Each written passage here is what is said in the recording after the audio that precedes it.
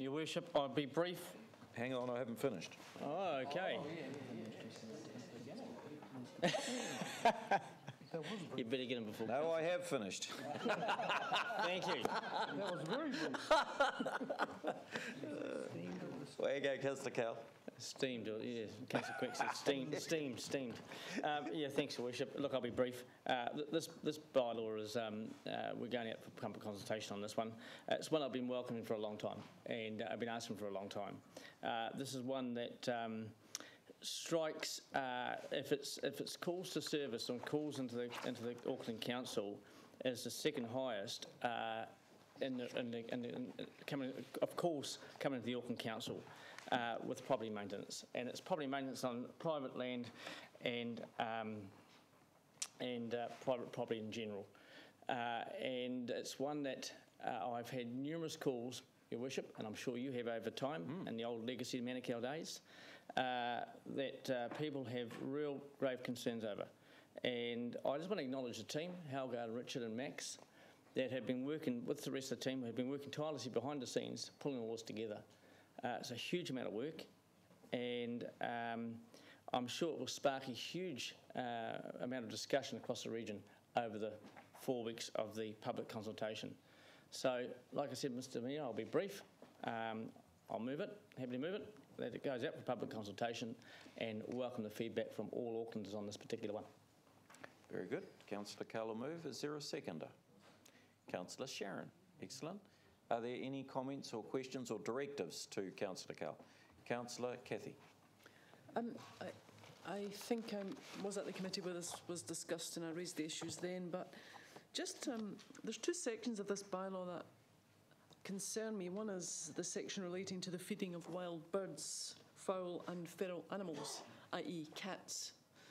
Could someone please tell me if this Cats and dogs. This section now makes it illegal to feed cat colonies, because that's my read of it. And my second question relates to the next section, which is the new responsibility for property owners to make an unoccupied property or a derelict property inaccessible to the public. And I think that will have a huge impact on our homeless population, many of whom squat.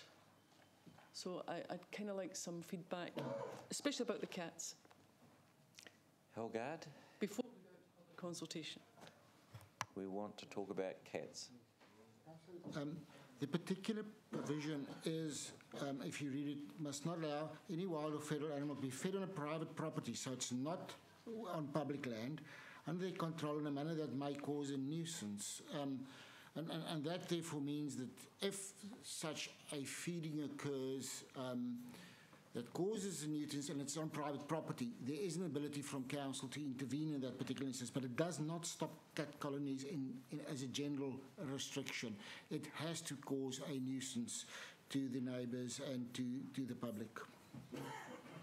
As to the second question, the purpose of the particular provision to try and secure abandoned, unoccupied buildings is largely because many of these become places where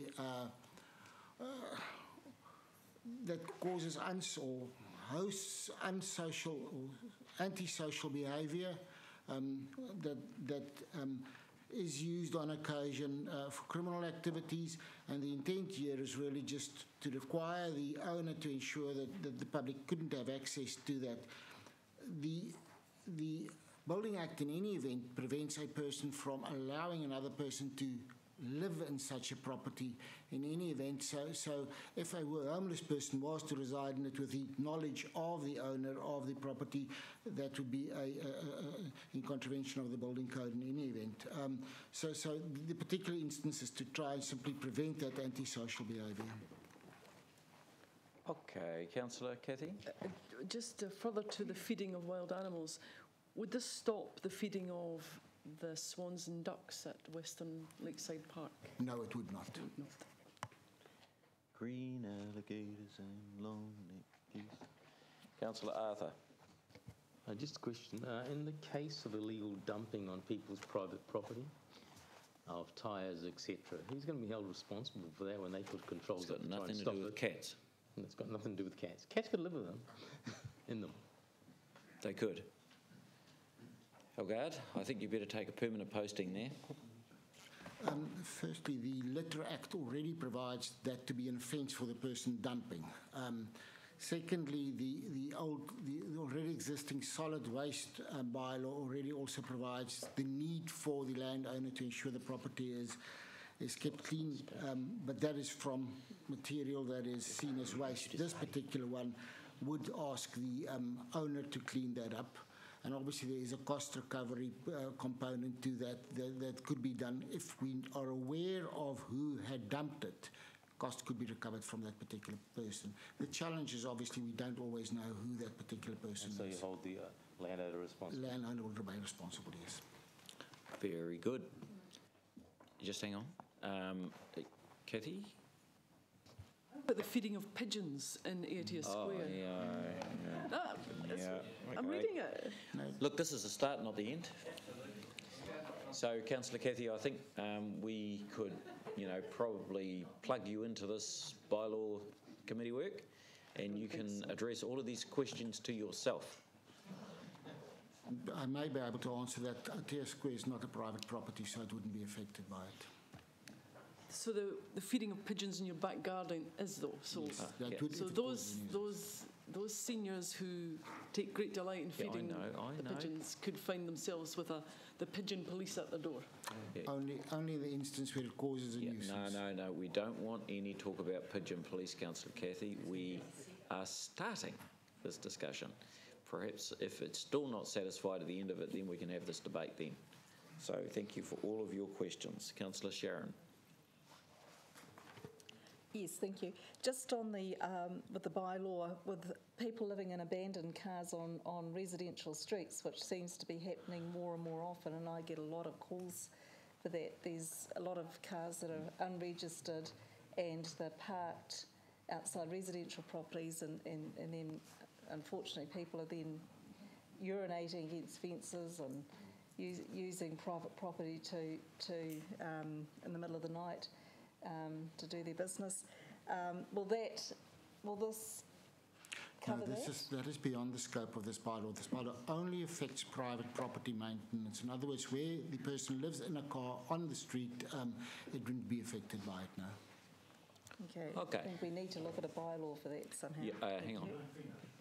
This will be a part, I suspect, of some of the discussion. Remember, we're just building it up at the moment, Councillor Sharon. Thanks. Councillor Penny W. Thank you. One of the issues with property maintenance, particularly in the outer areas of Auckland, is that quite often, and this is probably empowering communities, some of our ratepayers groups actually have a person who looks after weeds and pests. Will this bylaw allow them access to who owns the property, so that they, because I've recently heard that they can't get that information anymore. They used to get it, and they'd contact the person and say, can we go onto your property and cut the grass and clear the weeds? Or can you do that? And so is it going to allow the ability within the bylaw for communities to actually do this as well? Councillor, the particular bylaw doesn't address that issue in the sense that it simply just enables the council to approach the landowner or the occupier and say you need to clear your property to a level where it doesn't cause a nuisance to the neighbours. Now, if the complaint from the community comes to the council staff will take that particular action and would be aware who the owner is, whether it's an absent owner or whether there is an occupier. And if a solution could be found, the community could look after it. That is an administrative matter that could be arranged. But what this opens the door is for us in areas where this happens to be able to take that first step. At the present, Central Auckland and the North Shore has such bylaws, and they work fairly well. The problem lies more in the west and the south, where they don't have such bylaws and where our ability to respond is actually curtailed. Yeah, I'm not talking about occupied, I'm talking about unoccupied, so maybe we can just talk about it. The landowner remains responsible, and so one would approach him. Okay, I think we've had all of the discussion. Oh, Councillor Dick. Yeah, Mr Mayor, and it's just a very small point, but recommendation B talks about the feeding of wild or feral animals. Wild and feral mean the same thing, so I wonder if we really need to repeat ourselves there. We have A semantical proposal. Okay, wild and feral. Helga, this will teach you. Wild or feral? No, we have drawn the distinction between wild as being naturally wild, feral as animals that used to be tame and is now become feral. In other words, people may have taken roosters and so forth and abandoned them in parks. They may have been tamed, they're now feral, while a hedgehog or so forth would be wild. I've known people in politics like that.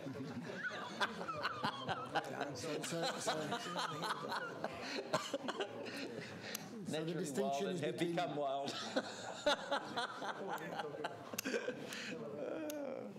Okay, well, that was entertaining for a minute.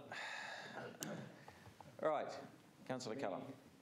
Just to close, you can understand why we cherish Helgard. He's a man of so much knowledge, and he's a total asset to this council, and he steers us in the right direction. And good on you, walking Helgard. thesaurus. Excellent. Thank you, Helgard. Okay, I think we've tested him enough.